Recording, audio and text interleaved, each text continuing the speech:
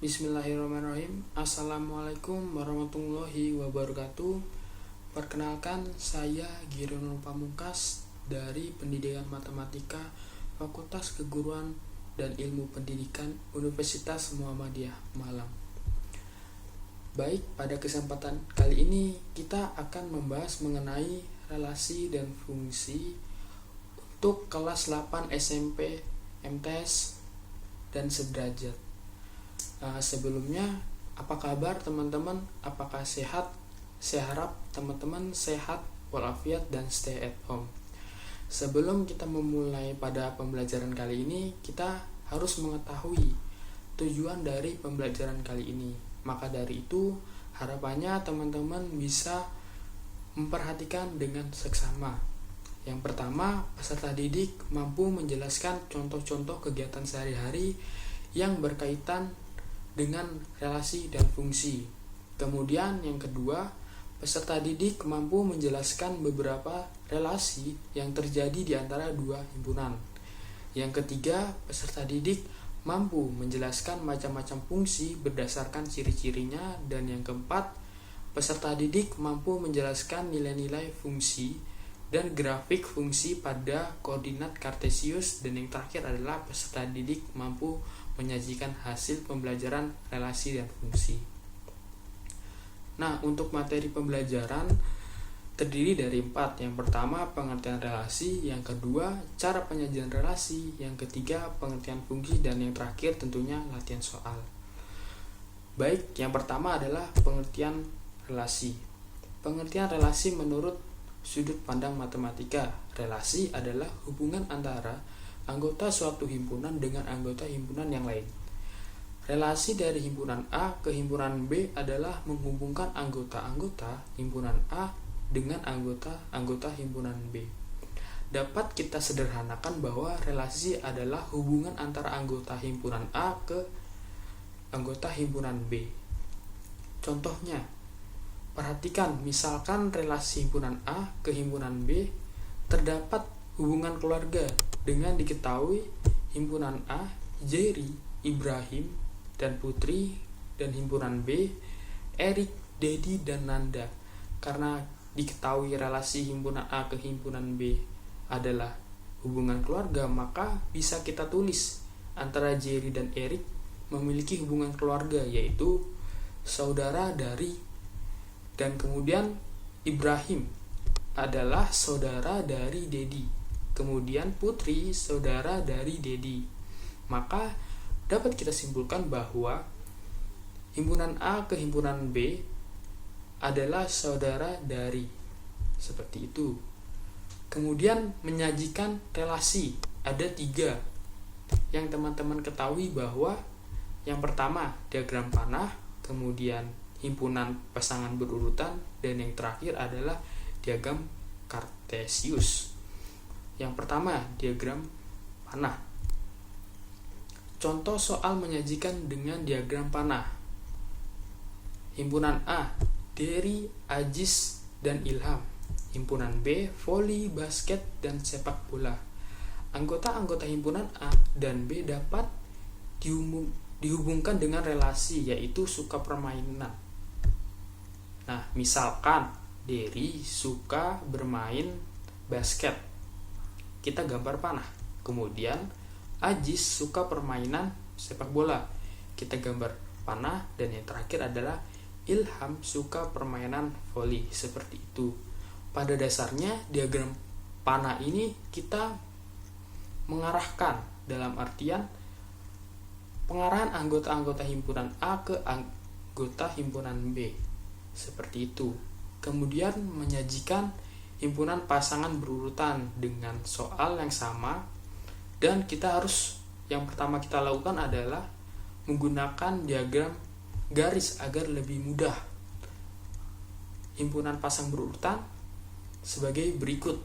R, Dery suka permainan basket, Ajis suka permainan bola, Ilham suka permainan voli. Seperti itu. Dapat diartikan bahwa himpunan pasang berurutan adalah himpunan A diurutkan dengan suka permainan dengan himpunan B. seperti itu. Kemudian selanjutnya adalah diagram Kartesius dengan contoh yang sama dengan menggunakan diagram panah agar lebih mudah. Yang pertama kita lakukan adalah menggambar diagram Kartesius di mana himpunan A pada sumbu Y, Ilham, Ajis, dan Dery, himpunan B di sumbu Y, voli, basket, dan sepak bola.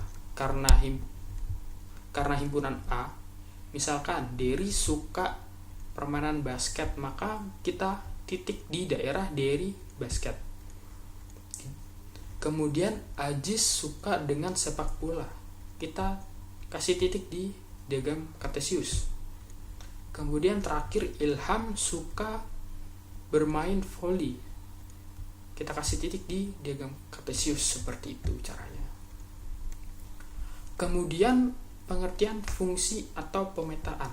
Fungsi adalah suatu himpunan A ke himpunan B dengan memiliki relasi yang menghubungkan setiap anggota himpunan A ke tepat satu anggota himpunan B.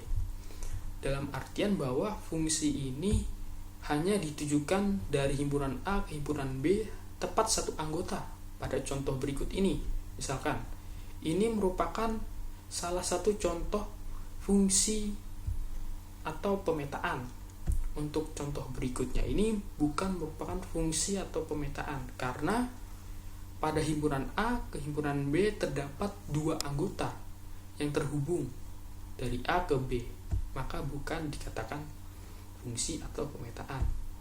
Kita akan beralih ke contoh yang lainnya agar teman-teman lebih paham. Misalkan pada gambar 1, tentu saja dong, ini adalah fungsi pemetaan. Ya, betul sekali. Kemudian yang kedua, bukan fungsi pemetaan, tentu saja, karena pada himpunan A itu ada lebih dari satu ke himpunan B. Bisa dikatakan itu bukan fungsi pemetaan.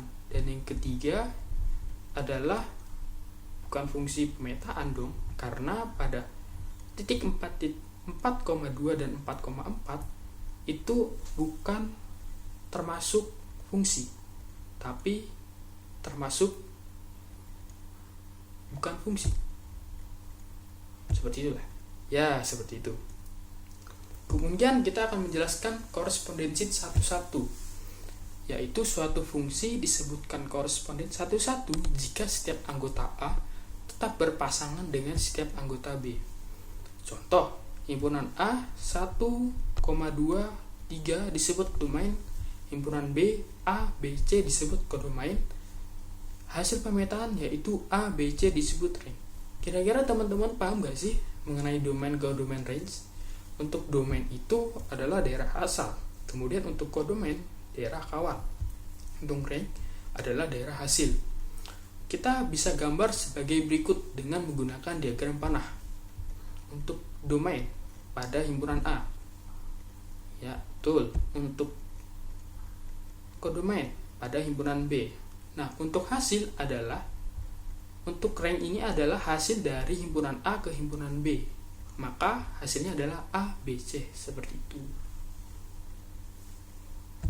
Kemudian yang terakhir adalah banyaknya suku. Jika banyak anggota himpunan A adalah NA dan banyaknya anggota himpunan B adalah NB, maka banyak fungsi yang mungkin dari A ke B sama dengan NB pangkat NA. Banyaknya fungsi yang mungkin dari B ke A sama dengan NA pangkat NB. Itulah rumus sederhana dari banyaknya suku. Kemudian contoh, himpunan A sama dengan 1, 2, 3 dan B sama dengan A, B, C. Carilah banyak fungsi yang mungkin dari A ke B dan B banyak fungsi yang mungkin dari B ke A. Kita bisa menggunakan rumus yang di atas ini. Dengan diketahui NA sama dengan 4 banyaknya suku, kemudian NB sama dengan 3 banyaknya suku, maka kita langsung saja pada soal A. Banyaknya fungsi yang mungkin dari A ke B sama dengan NB pangkat NA sama dengan 3 pangkat 4 sama dengan 81. Begitu juga dengan B. Banyaknya fungsi yang mungkin dari B ke A sama dengan NA pangkat NB sama dengan 4 pangkat 3 sama dengan 64. Sehingga inilah hasil dari banyaknya fungsi yang mungkin. Seperti itu. Mungkin ini ada latihan soal. Mungkin teman-teman yang melihat video ini mungkin bisa kerjakan soal ini, dan harapannya teman-teman bisa mengerjakan sebisa mungkin, karena nantinya akan diketahui bahwa teman-teman telah berusaha sebaik mungkin, karena usaha tidak akan mengkhianati hasil. Seperti itu. Mungkin terima kasih. Mohon maaf apabila ada salah kata. Semoga teman-teman semangat dan selamat mengerjakan. Terima kasih. Wassalamualaikum warahmatullahi wabarakatuh.